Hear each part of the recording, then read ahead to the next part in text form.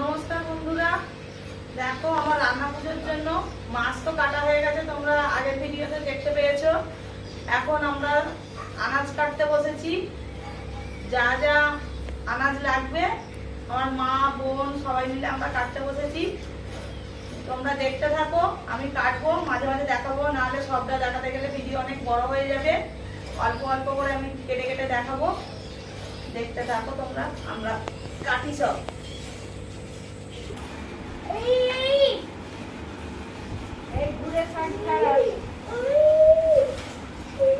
আমার ছোট মামা শাক ছাড়াচ্ছে। আমার ছোট মামা এদিকে এদিকে এদিকে বাবা, এদিকে সরেছো, এদিকে সরেছো। আমার ছোট মামা কাজ করছে, দেখেছো? দেখো মামা সব ছাড়াতে পারবে তো? হ্যাঁ, সব ছাড়ি গেল। তাড়াতাড়ি কাজ করতে হবে, দেরি করলে হবে না। রান্না হবে তো।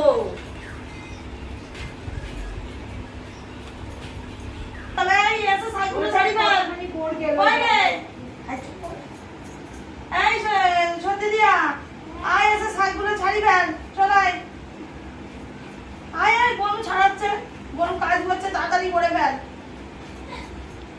আর বনু সাথে শাকগুলো বাছ। বনু শাক বাচ্ছে।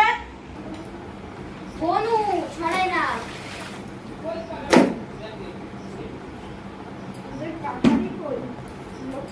এটা আমাদের গাছের কুমড়ো।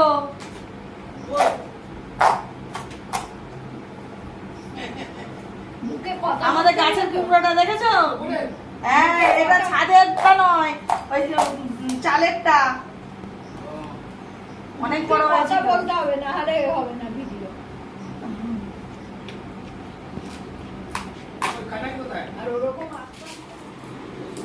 দেখো বন্ধুরা, চালটা থেতো করা হচ্ছে চাটনি করার জন্য।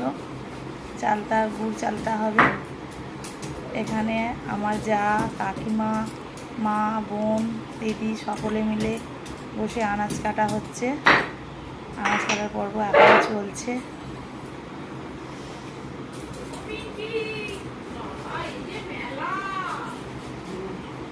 তুমি আসনি কেন? তোমার আমি তো মেয়েটা দেখবো বলেই এলাম।